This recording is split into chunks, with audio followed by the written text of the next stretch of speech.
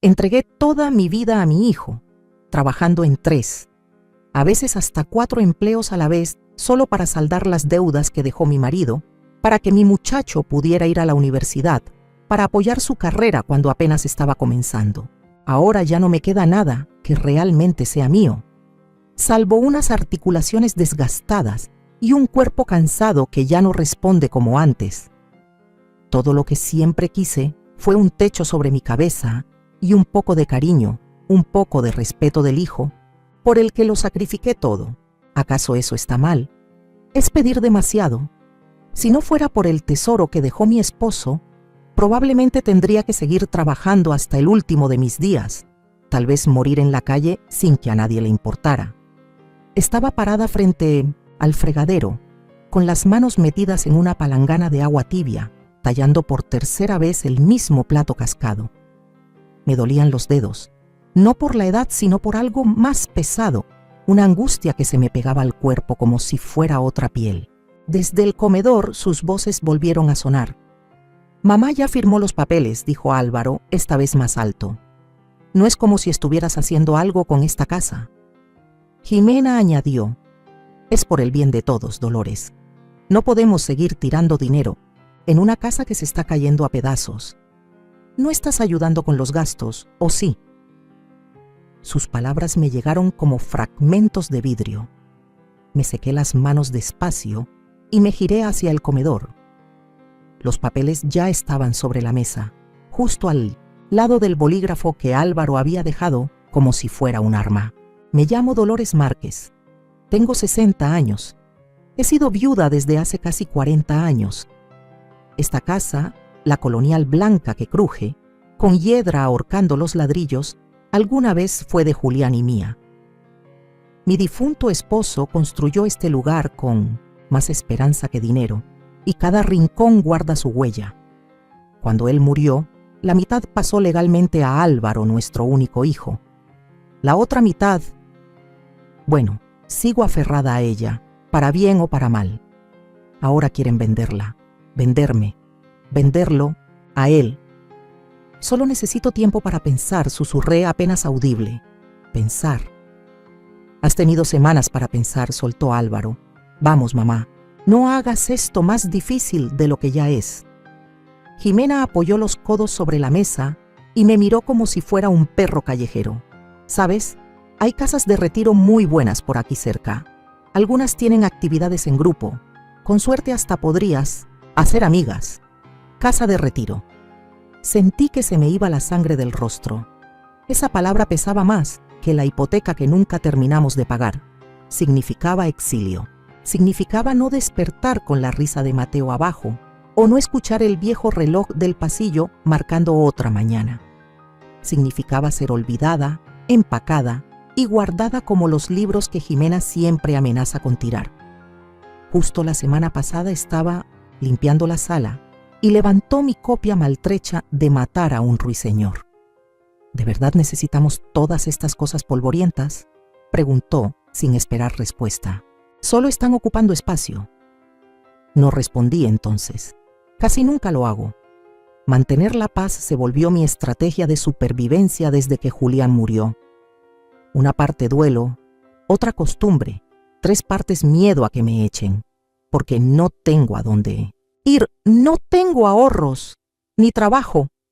¿Quién contrataría a una mujer de 60 años con las rodillas llenas de artritis y sin experiencia reciente? Vivo con un cheque modesto de seguridad social. Apenas alcanza para comprar comida, mucho menos para pagar una renta, así que me quedé. Cociné, limpié, observaba a Mateo cuando los demás estaban demasiado ocupados. Yo era como una planta olvidada en una esquina, sin agua, pero que nadie se molestaba en tirar. Mateo, mi niño dulce, solo tenía 10 años, pero cargaba una sabiduría silenciosa que solo algunos niños poseen. A veces todavía se cuela en mi cuarto por las noches para mostrarme sus dibujos o hablarme de planetas. Dice que le recuerdo a Saturno porque eres un poco lenta y callada, pero sigues siendo genial. Además, tienes anillos, abuela, solo que no se ven. Sonreí al recordarlo justo cuando la conversación en la mesa empezaba a calentarse otra vez. Ya estoy harta de esto, Álvaro, soltó Jimena. Lleva meses alargando todo. Ya podríamos haber cerrado esto. Ya tendríamos el adelanto para el nuevo lugar. Nuevo lugar. Sabía lo que eso significaba. Un departamento moderno, lejos de aquí, lejos de mí. Me senté lentamente en la mesa. Mis rodillas crujieron como tablas viejas. Miré los papeles, legales, fríos, definitivos, y luego lo miré a él.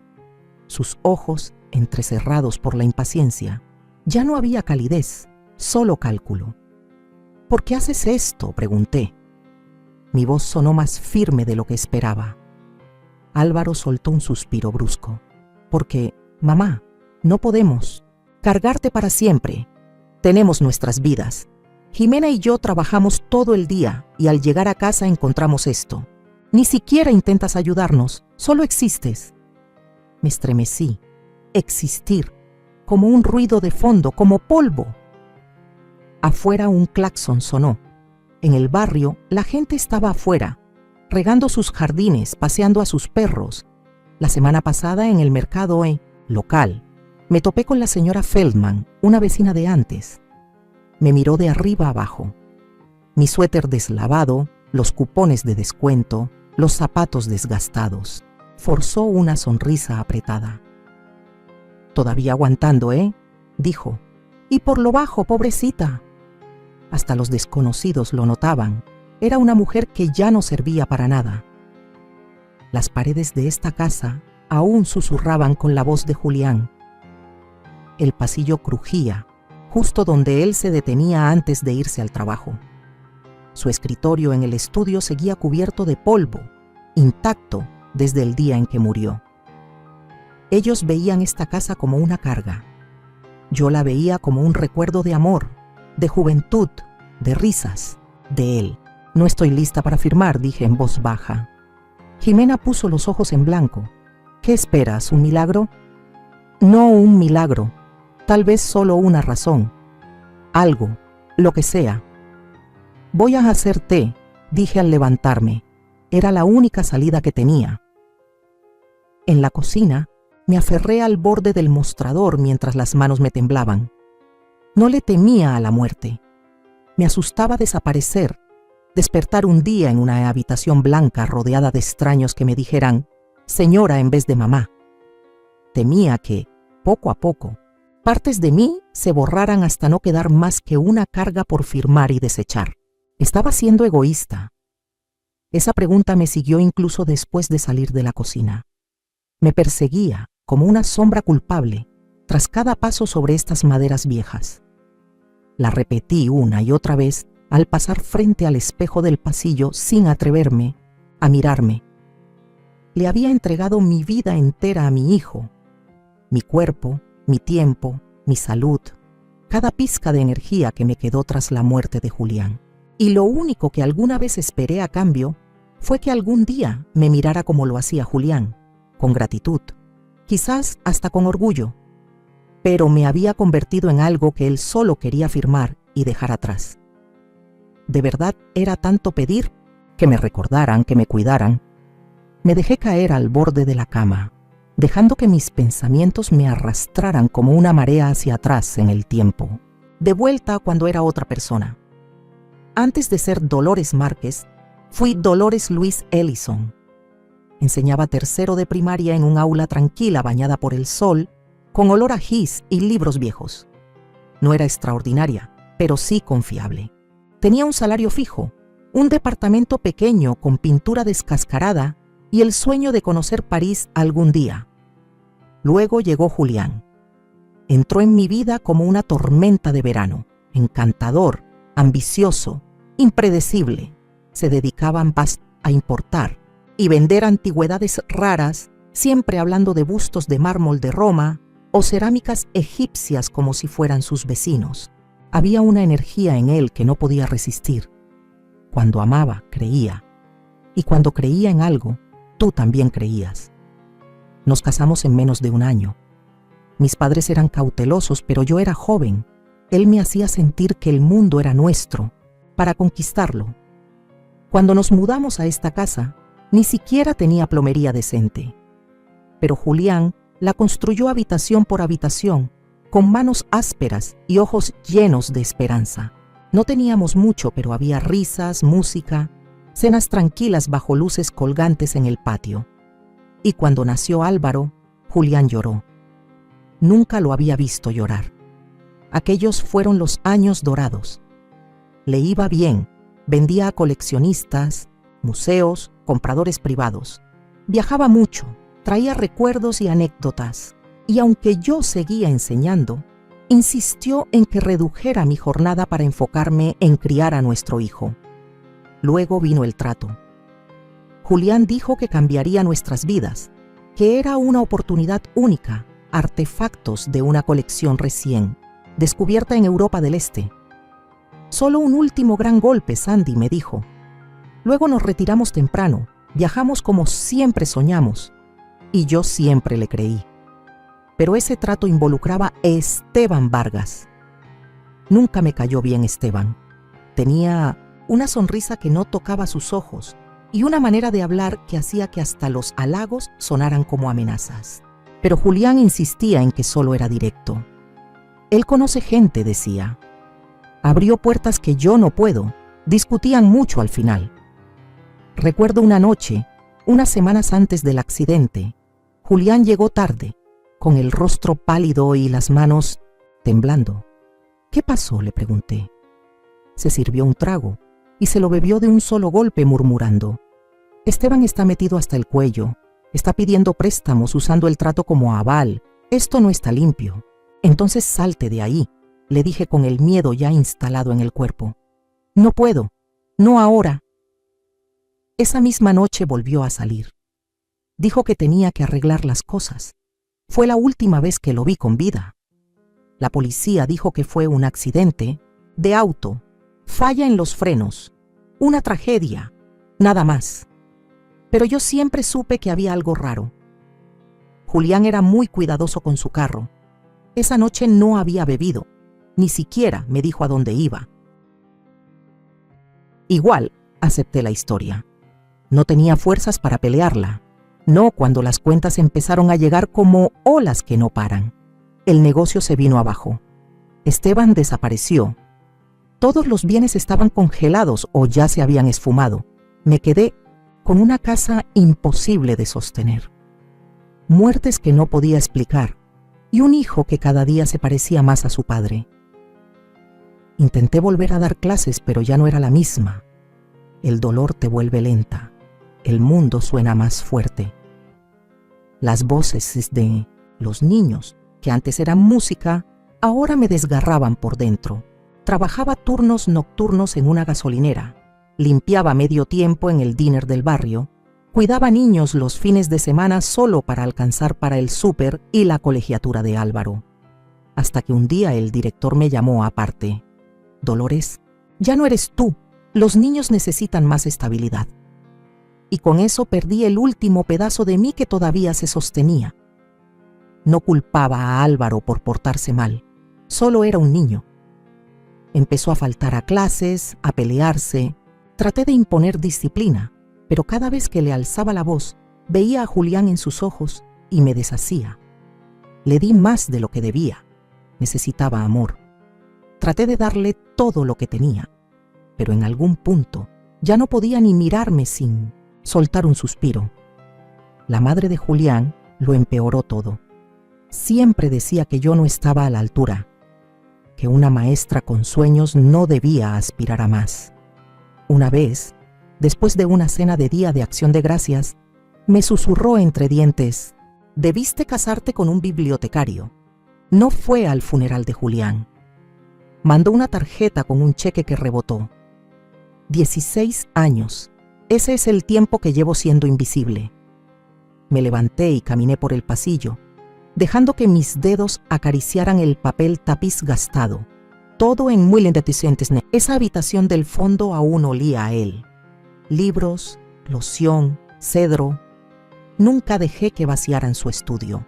Jimena se quejaba de que estábamos desperdiciando espacio, pero yo la ignoraba. Era el último rincón que todavía se sentía como hogar. A veces me siento en su viejo sillón de cuero. Cierro los ojos y finjo que va a entrar por la puerta. Imagino sus pasos, la manera en que tarareaba desafinado cuando creía que nadie lo oía. Pienso mucho en esa noche, la que nunca volvió. Si lo hubiera suplicado que se quedara, si hubiera insistido, pero los remordimientos son bestias hambrientas. Te devoran vivas si los dejas. Y sin embargo, hoy algo dentro de mí se quebró. La forma en que Álvaro me miró, la manera en que Jimena se quedó atrás de él, como una sombra con filo. No querían lo mejor para mí. Querían que desapareciera. Tal vez me quedé callada demasiado tiempo. Tal vez era hora de escuchar las dudas que enterré bajo deberes y cuentos para dormir. Tal vez, solo tal vez, Julián dejó algo más que deudas y polvo. Me giré hacia el estudio. La puerta rechinó al abrirse. La luz de la tarde se desparramaba por el suelo como oro líquido. Entré y me paré en el centro del cuarto. El silencio me envolvía como un recuerdo. Y entonces lo oí. Un sonido hueco. Mi pie no había caído bien sobre la alfombra. Estaba cerca de la esquina lejana del cuarto, donde las tablas del piso no sonaban igual. Volví a pisar, pero, zonk, algo debajo. En cuanto escuché ese sonido hueco bajo el suelo, algo dentro de mí cambió. Fue algo sutil al principio, como un tirón suave en la esquina de una cortina vieja. Pero esa sensación se quedó conmigo mucho después de salir de la habitación, siguiéndome hasta el sueño y despertando de nuevo en cuanto abrí los ojos a la mañana siguiente. Esa tarde, mientras Álvaro y Jimena estaban fuera y Mateo en la escuela, volví al despacho de Julián. Cerré con llave detrás de mí, aunque a nadie le importaba lo suficiente como para tocar la puerta. El entarimado en cuestión estaba desgastado por años de sol y pasos. Me arrodillé junto a él, con las manos temblorosas. No por dolor esta vez, sino por algo mucho más peligroso, la anticipación. No fue difícil levantarlo. Las tablas habían sido reemplazadas a las carreras hace años. Debajo, en una cavidad polvorienta de concreto, había una caja fuerte, antigua y pesada, de esas con dial de bronce y óxido en las esquinas. Se me cortó la respiración. Julián, susurré en voz alta, con un temblor que mezclaba asombro y miedo. ¿Qué dejaste atrás? Mi mente corría. No había visto esa caja fuerte en años. No desde que la instaló, escondida en un armario cuando todavía éramos jóvenes y soñábamos con una jubilación tranquila. Pero había algo que sí recordaba con claridad. Aquella llavecita de bronce que una vez me mostró riendo. Just in case I forget the combination, Sandy, always good to have a backup. Jamás pensé que la necesitaría. Me levanté y crucé al viejo escritorio donde sus cosas seguían intactas tras más de una década. Tercer cajón. Debajo de pólizas amarillentas y bolígrafos rotos. Ahí estaba. Con los dedos temblando volví a la caja, me arrodillé de nuevo y deslicé la llave en la cerradura. Giró con un suspiro metálico. La puerta se abrió despacio, revelando sombras y después secretos. Fajos de billetes de $100 atados con cintas descoloridas. Estuches de joyas con piezas que no veía desde hacía años. Regalos de Mid-80 System, Julián, que yo había creído vendidos o perdidos. Algunos objetos pequeños, antiguos, envueltos en tela. Una brújula de bronce, un amuleto de plata, una figurita de jade que parecía demasiado valiosa para haber estado tanto tiempo guardada. Pero fueron los papeles los que me dejaron sin aliento. Una carpeta con la etiqueta Derrick Imports. Y debajo, una libreta de cuero gastada. La letra de Julián. Me senté sobre los talones, la libreta contra el pecho como si fuera un latido. Por mucho rato no me moví. Cuando por fin la abrí, el olor a tinta vieja y papel me envolvió. No era un diario en el sentido clásico, era más bien un registro. Entradas cortas, pensamientos sueltos, números, nombres, una preocupación que se hacía más densa con cada página. Él sabía que algo no iba bien. "Derek's pushing me to finalize the Budapest deal", decía una línea. "Too much risk, the valuation doesn't add up". Otra entrada. "Found discrepancies in the warehouse inventory. Someone skimming. Could be Derek or someone Derek's working with". Luego, "Threatened me today. Said I was too sentimental. To be in this business. I don't trust him anymore". Y finalmente la última página, corta, apresurada, como si la hubiera escrito minutos antes de irse. "If you're reading this, something's gone wrong. I kept this for us. This money, these assets. It was supposed to be our retirement if I'm gone. I'm sorry, Sandy. Use it to pay off the debts. Life well. This is the only insurance I could leave behind". No llore. No en ese momento. El duelo es raro así. Espera a que recuperes el aliento para volverte a dejar sin aire. Luego encontré el casete, una cinta pequeña dentro de un sobre con la leyenda Private November 12th, 07. No tenía cómo reproducirla, pero aunque no pudiera oírla, lo supe. No era solo una caja fuerte. Era un mensaje, una advertencia, un regalo, una despedida. No sé cuánto tiempo me quedé ahí, rodeada por las reliquias de una vida que pensé perdida. Finalmente, escuché el chirrido de los frenos del autobús, escolar afuera. Mateo entró, dejó caer su mochila y corrió hacia el estudio como siempre. Se quedó helado al ver las tablas del piso abiertas. «¡Wow!», susurró. «Abuela, ¿qué es eso?». Sonreí apenas. «Algo que tu abuelo nos dejó». Sus ojos se agrandaron. «¿Como un tesoro?». «Algo así», le dije, «pero no se trata solo de dinero dorado, es la verdad». Me ayudó a volver a envolver las piezas con cuidado. Era un niño tierno, meticuloso, respetuoso, nada que ver con su padre a esa edad. Me partía el alma ver cómo Jimena se esforzaba por arrancarle esa ternura, y por eso pasó lo que pasó.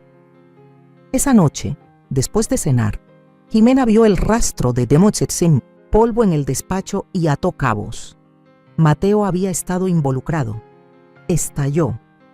Delante de Álvaro, delante de mí. Ha estado ayudándola a levantar las tablas del suelo en la presa. ¿Es en serio? Solo tenía curiosidad, dije, colocándome entre ella y Mateo. No, estaba husmeando. Soltó, agarrándolo de la muñeca, y cuando un niño desobedece, aprende. A las malas. Escuché el golpe seco de su mano contra él. «No dejes que te arrastre otra vez a sus delirios», le susurró con veneno. Mateo no lloró, solo me miró, herido, no por el dolor sino por la traición. Cerré el puño, abrí la boca, luego la cerré. No dije nada, aún no. Pero algo dentro de mí volvió a romperse. Más tarde esa noche, mientras intentaba leer el contrato que Julián había firmado con Esteban. Docenas de páginas, nombres extraños, términos que apenas comprendía. Sentí una mirada fija en mí. Álvaro estaba parado en el pasillo observando. «Espero que no estés haciendo una tontería», dijo en voz baja. «Estoy leyendo», respondí. «¿Eso también está prohibido ahora?». No se rió. Solo me sostuvo la mirada por un momento largo y después se fue. Supe entonces que sospechaba. Tal vez incluso estaba preocupado. Pensaba que había descubierto algo, y tenía razón, pero no tenía idea de qué. Al día siguiente tomé uno de los artefactos más pequeños, un anillo tallado en marfil, y fui a una tienda de antigüedades que no visitaba desde hacía años. Mae, la dueña, también estaba más vieja. Su cabello había encanecido, sus manos se veían rígidas, pero sus ojos seguían igual de agudos. Cuando coloqué el anillo sobre el paño de terciopelo, lo miró largo rato. «¿De dónde sacaste esto?». «Pertenecía a mi difunto esposo», dije sin más. Lo levantó examinando el grabado fino. «¿Tienes prueba de propiedad?». «Sí». Le pasé la carpeta que había sacado de la caja fuerte. Se quedó un segundo en silencio. Dolores, esta pieza vale más de $20,000. Si alguien te acusa de haberla robado, sentí el peso de lo que no dijo. Era mayor, sola, un blanco fácil. Conociste a Julián, dije en voz baja. ¿Sabes qué clase de hombre era? Su expresión se ablandó. Asintió despacio. Sí, claro que lo conocí. Prometió ayudar en silencio, sin levantar sospechas. Dijo que tenía contactos que podían verificar la autenticidad y mantener todo fuera de los libros. Por ahora, al salir a la luz del día, el viento más frío de lo que recordaba, entendí algo. El pasado todavía no había terminado conmigo. No dormí la noche que encontré el cuaderno, ni la siguiente. Algo dentro de mí había cambiado para siempre, como si una parte de mi columna, encorvada durante años, comenzara a enderezarse. Esperé hasta que la casa quedó en silencio otra vez, hasta que Jimena apagó la última luz del pasillo y la respiración de Mateo sonaba tranquila a través de la pared delgada. Entonces volví al despacho, la caja fuerte ahora cuidadosamente, oculta bajo las tablas del piso. El cuaderno en mi regazo parecía una cosa viva. Julián siempre había sido un hombre meticuloso. Su caligrafía, incluso cuando iba deprisa, tenía una elegancia particular, como cuando solía apartarme el cabello de la cara con esos dedos ásperos y cuidadosos. Las entradas no eran diarias, pero bastaban, lo suficiente para armar una imagen o al menos su contorno. Esteban dice que este trato lo cambiará todo. Budapest, antigüedades raras, rotación rápida. Dice que tengo suerte de estar incluido. Le dije que lo pensaría. Tomé el préstamo hoy. La hipotecaria lo aprobó. No incluí la casa. No puedo arriesgar nuestro hogar. Le dije a Sandy que era solo un fondo puente para el envío de primavera. Revisé los documentos de origen. Algo no cuadra. La procedencia no coincide. Le pregunté a Esteban y se rió. Nadie revisa nada, dijeron. Le dije que quería salir de Usmededesnitte. Esto se volvió helado. Muy helado. Ya es tarde para la moral, Richie, dijo. Sonrió al decirlo. Todavía tengo grabada esa sonrisa. Esteban tenía esa cara que podía fingir ternura el tiempo justo para que dudes de tu intuición. El día que lo conocí, pensé que estaba esforzándose demasiado. Ahora sé que no se estaba esforzando en absoluto. Estaba ocultando algo. Algo cruel. Si algo me pasa, que se sepa que no me fui en silencio. Sandy, esto ya no tiene que ver con dinero. Es cuestión de hacer lo correcto. No puedo quedarme callada. Las últimas 2 páginas ni siquiera eran entradas completas, solo garabatos. Una paranoia que crecía. Notas sobre documentos desaparecidos. Esteban apareciendo sin avisar. Y luego, con una letra temblorosa e irregular. Si estás leyendo esto. Ya me fui. Apreté el cuaderno contra el pecho y me dejé llorar. Por el hombre que perdí, por la confianza que él depositó en alguien que lo destruyó, y por la versión de mí misma que enterré hace mucho para poder sobrevivir. A la mañana siguiente, mientras Álvaro y Jimena discutían sobre refinanciar su coche, envolví las pruebas más comprometedoras que encontré en la caja fuerte. El contrato de Julián con Esteban, la foto de ambos dándose la mano en el almacén, un casete marcado oficina 10 de noviembre y varias impresiones con detalles de transferencias bancarias. Las metí en un sobre. Necesitaba respuestas legales. Me puse el abrigo más elegante que tenía, aunque el forro ya estaba roto, y me fui al centro. La oficina jurídica de Tomás Herrera y Asociados seguía igual que hace más de 10 años. La planta de plástico en la esquina seguía llena de polvo.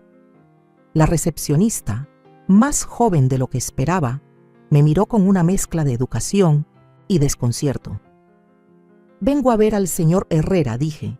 Me sonrió con disculpas. «¿Tiene cita?». Le devolví una sonrisa cansada. «Dígale que soy Dolores Márquez. Él se va a acordar». Y se acordó. Tomás se veía más viejo de lo que recordaba. Su cabello, que antes era entrecano, ahora era casi totalmente blanco. Al entrar a su oficina, todavía se percibía ese leve aroma a tabaco de pipa que siempre impregnaba sus trajes. «Dolores», dijo estrechándome la mano, «ha pasado mucho tiempo». «Sí», respondí, «demasiado quizás». No me preguntó por qué estaba allí. Esperó. Le deslicé el sobre por la mesa. «Julián guardaba esto. Lo encontré hace poco. Creo que sabía que algo terrible le iba a pasar». Abrió el sobre despacio, revisando cada documento sin decir nada. Pero cuando llegó a la fotografía y vio el rostro de Esteban, se le tensó la mandíbula. «Vine a ti porque conocías a Julián», le dije. «Fuiste su abogado, su amigo». «Lo fui», respondió seco. «Pero eso fue antes de que se metiera con Vargas». «Sabías que algo andaba mal», dije con suavidad. No respondió. «Por favor, Tomás, no te estoy pidiendo que lo hagas público. Solo dime si esto tiene peso, si hay una posibilidad de hacer algo con esto».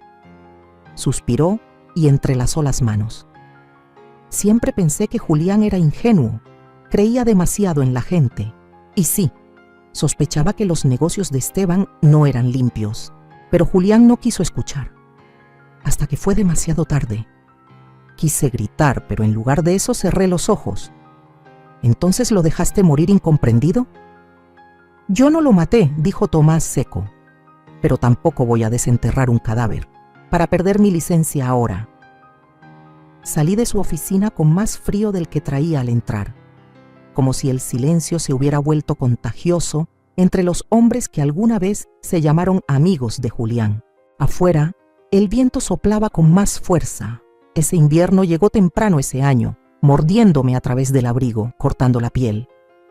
Pero lo más helado era mi corazón.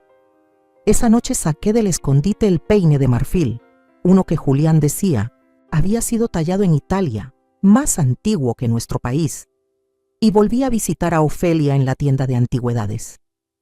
Pasó los dedos sobre él con cuidado, mirándolo bajo una lupa. «Esto es calidad de museo», murmuró. «¿Se puede rastrear?», pregunté. Ella levantó la vista. «¿A tu esposo?». «Tal vez». «¿A ti?». «Depende. Solo quiero saber cuánto vale». Dudó un momento. Luego escribió algo en un bloc de notas y me lo deslizó. $28,000. Y eso solo por el peine, junto con el amuleto, la brújula, las piezas de plata, los libros encuadernados a mano y las joyas. Su estimación oscilaba entre 900,000 y 1.2 millones. Me tomó varios minutos recuperar la voz. De verdad estaba pensando en el futuro. «Te estaba protegiendo», dijo Ofelia en voz baja, incluso cuando el mundo se volvió en su contra. Salí de la tienda con lágrimas en los ojos, no por el dinero, aunque la idea de una libertad financiera me revoloteaba en el estómago con una esperanza extraña y desconocida, sino porque Julián nunca dejó de amarme, incluso cuando yo casi había olvidado cómo amarme a mí misma. Esa noche escuché a Jimena en la cocina con Álvaro. «No quiere firmar. Está retrasando todo». «Es vieja», dijo Álvaro en voz baja. «Va a ceder o metemos a los tribunales. Sabes que la casa es mitad mía de todas formas.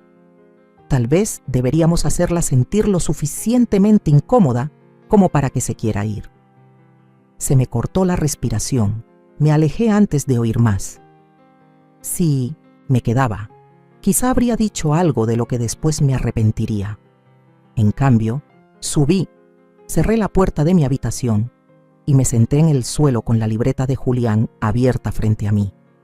Durante mucho tiempo, creí que el silencio era una forma de sobrevivir, pero quizá ya era hora de hablar. Para cuando llegó la mañana, algo dentro de mí se había sentado, como el polvo que finalmente toca el suelo después de años flotando en el aire. No me sentía valiente, no exactamente, pero me sentía despierta. Y eso bastaba para dar el primer paso. Esperé a que Jimena saliera a su clase de yoga y Álvaro se fuera al trabajo.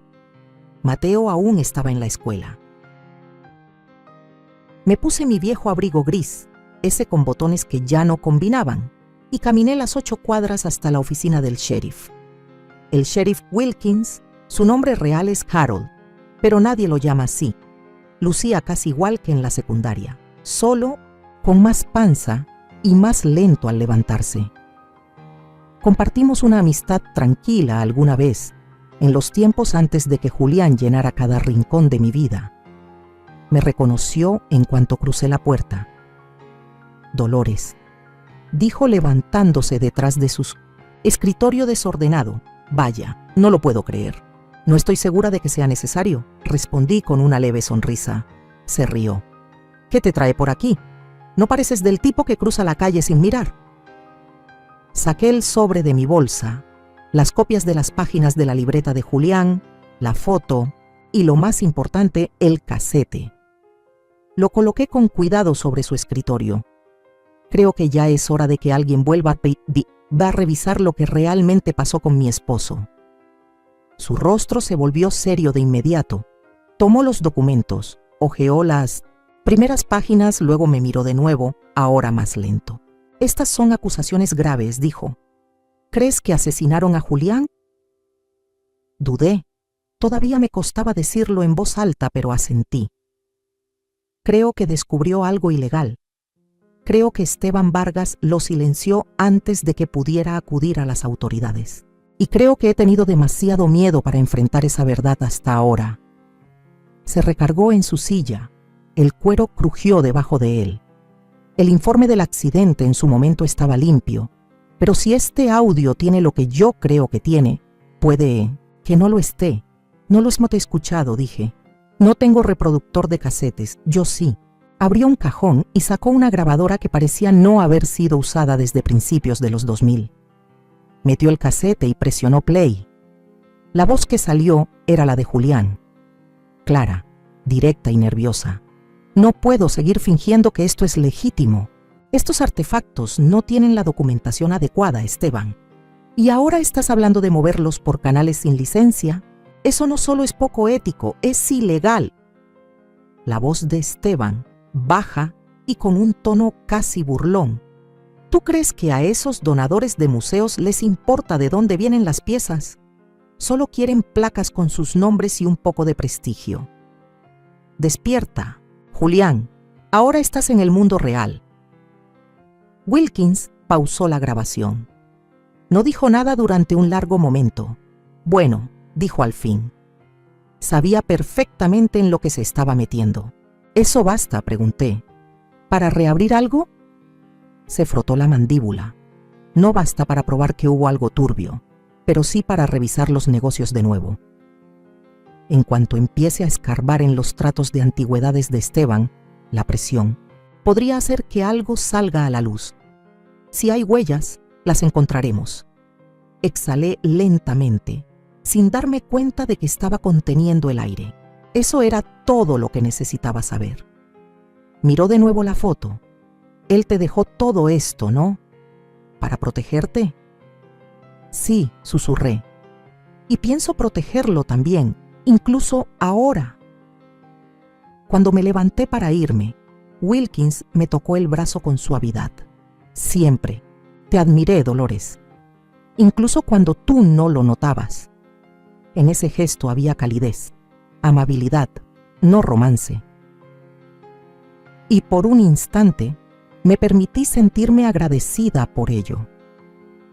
Al volver a la casa, el frío había regresado, no solo por el clima, sino por las miradas que sabía que me vigilaban.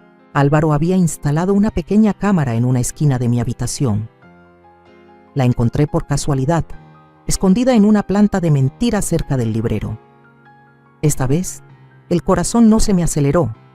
Simplemente la desconecté, la puse sobre mi buró y dejé que mirara al techo. Más tarde esa noche, Jimena entró en mi cuarto sin tocar. Desconectaste la cámara. Lo hice. No tienes nada que esconder, ¿verdad?, preguntó sonriendo sin calidez. Solo mis pensamientos, respondí, que creo que aún tengo derecho a mantener, privados. Entrecerró los ojos y se acercó más. No olvides que esta no es solo tu casa. No, respondí. Es de Álvaro y mía, mitad y mitad. Solo estás ocupando un espacio prestado. Su rostro se endureció. Dio media vuelta y se fue, azotando la puerta. Esa noche, mientras bajaba las escaleras con una canasta de ropa, Jimena pasó junto a mí en el descanso. Me rozó el brazo al pasar con la fuerza justa. Mi pie resbaló y me golpeé fuerte contra la pared. ¡Ay, no!, exclamó desde abajo. ¿Estás bien, Dolores? Seguro te mareaste. Me quedé en los escalones un buen rato, recuperando el aliento, sobándome el hombro. Sin moretones, sin fracturas, solo una grieta más en una pared que ya se venía abajo. Al día siguiente, Ofelia me recibió en la entrada trasera de su tienda. Me ayudó a mover varios objetos envueltos a su bodega. El espacio era estrecho pero limpio y, sobre todo, seguro. ¿De verdad vas a hacer esto?, dijo mientras cerraba con llave el gabinete. Tengo que hacerlo. No puedo seguir guardando todo en esa casa. Ya empiezan a sospechar. Vino un tipo, agregó, con tono más serio. Dijo que preguntaba por antigüedades, pero mencionó tu nombre. Su sonrisa no llegaba a los ojos. Sentí un escalofrío subirme por la espalda. ¿Qué dijo exactamente? Solo que debería tener cuidado con a quién ayudo. Asentí lentamente. Eso suena a alguien que Esteban podría haber enviado. No le tengo miedo, dijo. Pero ten cuidado, Dolores. Estás revolviendo una olla que llevaba mucho tiempo quieta. Lo sé, respondí. Pero tal vez nunca debió quedarse quieta. Esa noche me quedé sola en el estudio. Mateo me había pasado una nota a escondidas antes de dormir, doblada dentro de mi uno de sus cómics. Solo 6 palabras escritas con letras torcidas pero cuidadosas. I believe you. I love you. A veces las palabras más pequeñas cargan el peso más grande. Miré hacia el suelo donde la caja fuerte seguía oculta bajo las tablas. Luego al cuaderno en mis manos. Pasé años creyendo que callar era ser fuerte. Pero quizá la verdadera fuerza era hablar ahora, mientras aún importaba. Álvaro no era malvado, pero sí era pequeño, limitado en su forma de pensar, limitado en su manera de querer. Y por fin entendí que no se trataba de que no pudiera confiar en él. Es que nunca me quiso lo suficiente como para merecer esa confianza. No me veía, ni como persona ni como madre. Pero ahora yo sí me veía. Y por fin estaba lista para actuar como si valiera la pena. Acepté firmar. Después de todo, después de los golpes silenciosos, las sonrisas que escondían heridas, los años encogiéndome para no incomodar, dije que sí. Lo dije bajito, en la mesa del desayuno, mientras Jimena fingía leer un correo y Álvaro deslizaba el dedo por su celular. La luz de la mañana caía dispareja sobre el piso de la cocina, lanzando sombras alargadas que parecían más sinceras que cualquiera de los que estábamos ahí. Voy a firmar los papeles, dije. Ya es hora. Jimena levantó la mirada primero. Sus ojos iban con cuidado, demasiado rápido como para estar sorprendida. ¿Estás segura? Asentí. Álvaro exhaló, pero no fue alivio. Fue algo más frío, satisfacción, como si hubiera ganado algo. Creo que es la mejor decisión, dijo, sin mirarme a los ojos. Nos encargaremos de la venta. Puedes mudarte este fin de semana. Tal vez fui ingenua al imaginar un momento de ternura. Gracias. Un instante en que me viera no como una carga, sino como una madre. Pero no hubo nada. Igual sonreí. Esa parte se me daba bien. Había decidido irme, y no solo de la casa. Dejaba atrás esa partecita dolida de mí, que aún esperaba que algún día Álvaro entendiera lo que había sacrificado por él, lo que perdí, lo que enterré para poder seguir. Esa tarde llamaron a una reunión familiar en la sala. Jimena preparó té, su versión de la civilidad. Álvaro llevaba puestos sus pantalones de oficina, como si esto fuera una negociación, de trabajo. Mateo estaba sentado en las escaleras medio escondido, los ojos bien abiertos. Cerramos la venta la próxima semana, anunció Álvaro. Ya aceptamos una oferta. Comprador de contado. ¿Quieren remodelar? Claro, murmuré. ¿Para qué conservar lo viejo cuando puedes destruirlo y llamarlo progreso? Jimena me ignoró. Tendrás que desocupar mañana. Contratamos un servicio de mudanza para tus cosas, las que decidas llevarte. ¿Y a dónde se supone que voy?, pregunté.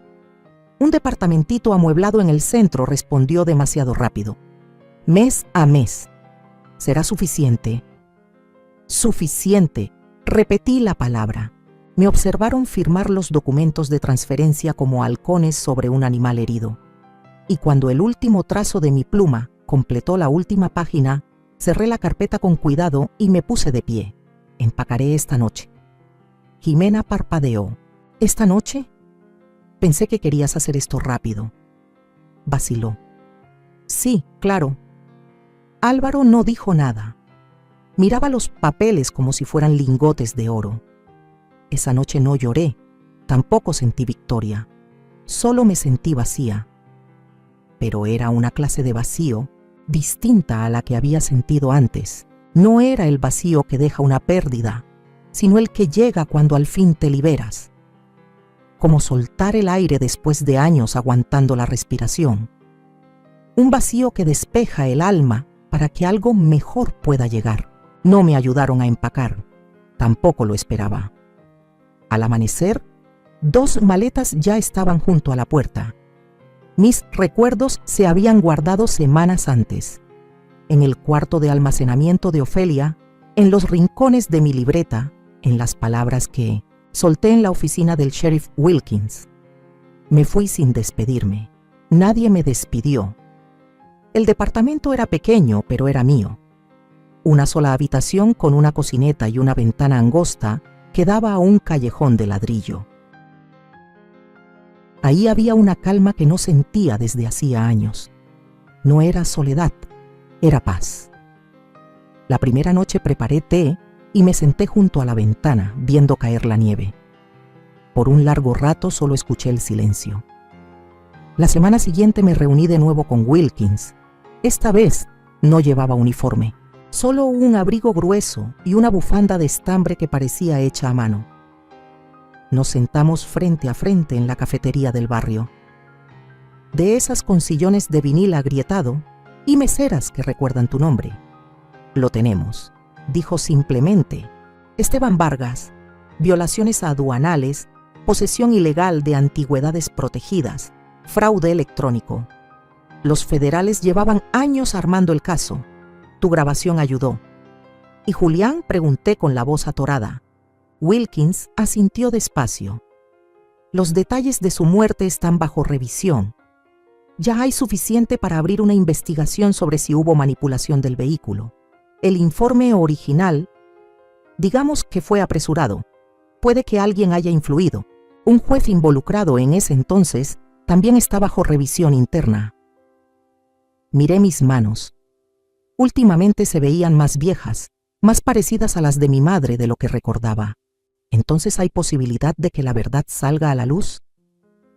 Hay más que una posibilidad, Dolores, dijo. Ya hay impulso.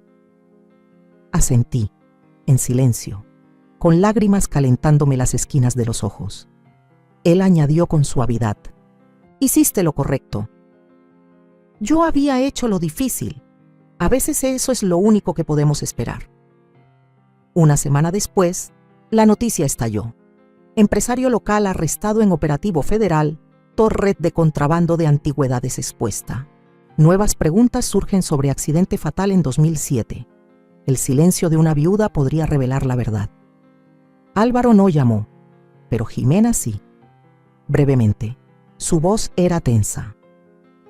Nos hiciste quedar como unos tontos, dijo. No, respondí. Solo dejé de fingir. Escuché de Mateo unos días después. Una carta esta vez, doblada con cuidado, con dibujitos a lápiz en las orillas. Querida abuelita, te extraño. Mamá y papá están enojados todo el tiempo ahora. Los oí decir que eres peligrosa, pero yo no lo creo. Yo creo que eres valiente. Quiero ir a verte. Prometo estar callado y no ocupar mucho espacio. Con cariño, Mateo. Leía esa carta cada noche. quedaba un último detalle que aún no decidía. La caja fuerte de Julián guardaba más de lo que jamás imaginé, suficiente incluso después de impuestos y abogados para vivir tranquila, para empezar de nuevo. Tal vez incluso para ayudar a otros. Al principio pensé en compartirlo, en darle una parte a Álvaro, quizás en parte. Seguía siendo mi hijo, pero me senté con esa idea, le di vueltas como a una piedra en la mano, y entonces la vi con claridad tal como era. Un reflejo, una costumbre, la misma que me había hecho callar cuando me maltrataban, la misma que me enseñó a darlo todo sin pedir nada a cambio. Álvaro no solo falló en protegerme, una y otra vez eligió ser parte de mi destrucción. Observó cómo su esposa me humillaba y, peor aún, permitió que ella dirigiera sus acciones como si fuera una marioneta. Ahora no le daría nada, no por crueldad, sino porque el amor sin respeto no es amor. Dejaría algo para Mateo, un fideicomiso cuando cumpliera la mayoría de edad, y mientras tanto me reconstruiría. No para volver a ser la mujer que fui, sino para convertirme en alguien nueva, alguien que ya no confunde aguantar con ser virtuosa. Cuando volví a visitar a Ofelia, sonrió en cuanto crucé la puerta. «Te ves más alta», dijo. «Me siento más ligera», respondí. Me llevó al cuarto de atrás donde guardábamos las cosas. «¿Y ahora qué?» «Ahora», dije, «vamos a decidir qué se comparte con el mundo y qué se queda conmigo». Ella asintió. «¿Y lo demás?» Sonreí apenas. «Lo demás es solo la historia aprendiendo por fin a hablar». ¿Crees que Álvaro y Jimena se arrepentirán cuando se enteren de la herencia de $1 millón? ¿O les bastará con quedarse con la casa y deshacerse de su madre? ¿Dolores será realmente fuerte y decidida esta vez, o la historia volverá a repetirse?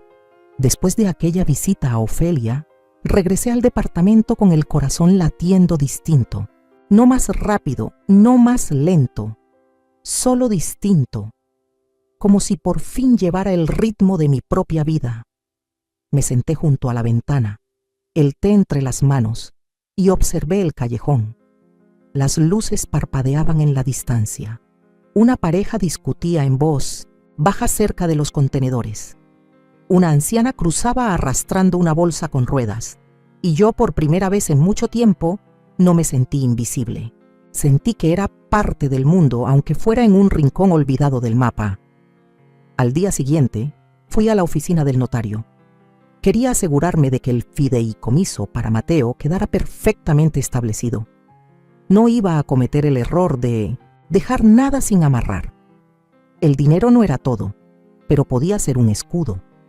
Uno que lo protegiera si sus padres decidían convertir su ternura en debilidad. Mientras el notario revisaba los papeles, pensé en su carita, en su voz cuando me decía que yo era como Saturno. «Tienes anillos, abuela, solo que no se ven». Ese niño merecía más que promesas rotas y gritos desde la cocina. Volví a casa al anochecer y encontré una carta sin remitente bajo la puerta. La abrí con cuidado y reconocí la letra de Álvaro. Solo 3 líneas. «Lo siento, no supe hacerlo mejor. Espero que encuentres la paz que mereces». No había disculpa real, no había intento de enmendar, solo palabras vacías como las que usaba cuando era adolescente y rompía algo que no sabía cómo arreglar. No lloré, ya no. Pasaron los días. En la televisión hablaban de Esteban Vargas como si fuera un villano de película, arrestado, en espera de juicio. Nuevos cargos cada semana. Una red de tráfico internacional, decían. Yo escuchaba en silencio, reconociendo nombres y fechas que Julián había escrito con manos temblorosas años atrás. La justicia no llegaba rápido, pero al menos había empezado a caminar. Un martes cualquiera, mientras organizaba las cosas en mi pequeño librero, recibí la visita de Mateo. Ofelia lo había traído, su madre no lo sabía. «Solo 1 hora», dijo, y después nadie supo nada. Cuando lo vi cruzar el umbral, mi alma entera se iluminó. Me abrazó con fuerza, como si con ese abrazo pudiera recomponer todos los días que pasamos lejos. ¿Estás bien, abuela?, me preguntó. Estoy aprendiendo a estarlo, le respondí. Nos sentamos juntos en el piso, rodeados de libros y de esa calma que solo los niños saben traer. Me enseñó un dibujo nuevo. Yo con una capa de heroína, volando, sobre una ciudad gris. Tú lo salvaste, ¿verdad? No supe qué decir. Solo lo miré con ese amor que ya no necesita explicaciones. Después de que se fue, me quedé pensando en todo lo que había perdido, en todo lo que aún podía construir. Tal vez no tenía una gran familia, tal vez nunca volvería a ver a Álvaro con los ojos de madre esperanzada, pero tenía a Mateo, tenía mis recuerdos, tenía la verdad. Una noche soñé con Julián. Estábamos en el patio de la casa antigua, él tocando un disco viejo mientras las luces colgantes parpadeaban, como luciérnagas. Me miraba como lo hacía cuando aún éramos jóvenes. Lo lograste, me decía. Sandy, lo lograste. Me desperté con el corazón lleno, no de nostalgia, sino de certeza. Era hora de decidir el destino final de las reliquias. Ofelia me había ofrecido ayudar a crear una pequeña exposición, no para hacerme famosa ni para vender el pasado, sino para contar la historia de un hombre que quiso proteger a su familia y de una mujer que por fin encontró su voz. El día que te entregamos la primera pieza al museo local, Mateo vino conmigo. Caminó junto a mí por los pasillos, admirando las vitrinas con ojos grandes. Cuando llegamos a la urna donde colocaron la brújula de bronce, me tomó la mano. ¿Y ahora, abuela?, preguntó. Ahora, le dije, dejamos que el mundo escuche. Los meses siguientes pasaron como hojas que caen lento, no en silencio, pero sin prisa. Cada mañana me despertaba con menos peso en el pecho. Mi cuerpo seguía adolorido. Sí, las rodillas protestaban cuando me levantaba de la cama y las manos se cerraban con dificultad. Pero algo dentro de mí, algo más profundo, se estaba sanando. El alma, tal vez. El fideicomiso de Mateo quedó sellado. Ofelia fue una de las testigos. Elegí que se entregara a sus 18 años, con una condición escrita en puño y letra, que nunca fuera utilizado para lastimar a otros ni para borrar su ternura. Si algún día le preguntan por qué, quiero que sepa que fue por amor, por el tipo de amor que no pide, que no exige, que solo protege. Una mañana fría, recibí una carta del despacho del sheriff Wilkins. Vargas había aceptado un trato. Confesó los delitos menores a cambio de una sentencia reducida, pero los federales lo perseguían por los cargos internacionales. En su confesión mencionó a Julián. Lo llamó el idiota que se echó para atrás al último minuto. Esa línea fue suficiente para que se reabriera oficialmente la investigación de su muerte. No por accidente, no por azar, sino por traición. Y por fin, la historia decía la verdad. El periódico local publicó un reportaje de 2 páginas. Titular: La voz que rompió el silencio. La historia de Dolores Márquez. No lo leí completo, solo vi la foto. Yo, parada junto a la brújula de Julián, con Mateo sonriendo tímidamente a mi lado. No necesitaba más, no buscaba fama, solo justicia. Y, en cierto modo, ya la tenía. Álvaro nunca volvió a escribirme, ni una palabra. Tal vez su orgullo no lo permitía. Tal vez su culpa se disfrazó de distancia. Jimena me bloqueó en todo, pero Mateo, mi niño Saturno, me escribía cada semana. Dibujos, cartas, a veces solo una hoja doblada con una estrella dibujada y la palabra gracias en el centro. Un día de primavera, cuando el sol por fin calentaba el concreto del callejón frente a mi departamento, lo vi llegar con una mochila y una sonrisa que me quebró por dentro. Ya tenía 12 años, más alto, más callado, pero sus ojos seguían siendo los mismos. ¿Puedo quedarme contigo unos días?, me preguntó sin rodeos. Llamé a Ofelia. Hablamos con un abogado, con un trabajador social. Jimena lo había castigado por visitarme, lo encerró en su cuarto, le quitó sus dibujos, y él escapó, no para vengarse, no por rebeldía, sino por amor. Me eligió, a mí. No sabía si la ley me lo permitiría, pero estaba dispuesta a luchar, una vez más, por él. La batalla fue lenta, costosa, emocional, pero logré obtener custodia compartida. Álvaro ni siquiera se presentó. Jimena lloró en la audiencia, pero su rabia era más grande que su amor. El juez falló a favor de Mateo. El menor tiene derecho a mantener una relación sana con la figura materna positiva, dijo. Yo era esa figura. Después de todo, cada noche, cuando Mateo dormía en el catre junto a mi cama, sentía que el mundo por fin tenía sentido. No perfecto, pero justo. Empezamos a salir los fines de semana, al cine, al parque. Le enseñé a hacer sopa de lentejas y él me enseñó a usar TikTok. Me dijo que quería ser astrónomo, o dibujante, o ambas cosas. Una tarde, mientras paseábamos entre los pasillos del museo, se detuvo frente a la brújula. Me miró de reojo y dijo, ¿tú crees que el abuelo sabía todo lo que iba a pasar? Lo pensé. Mucho. No lo sabía, respondí con suavidad, pero lo temía. Y por eso dejó todo listo, para que si yo despertaba algún día, tuviera algo con qué empezar de nuevo.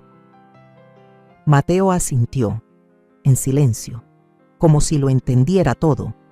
Y entonces supe que mi historia ya no era solo mía, era suya también.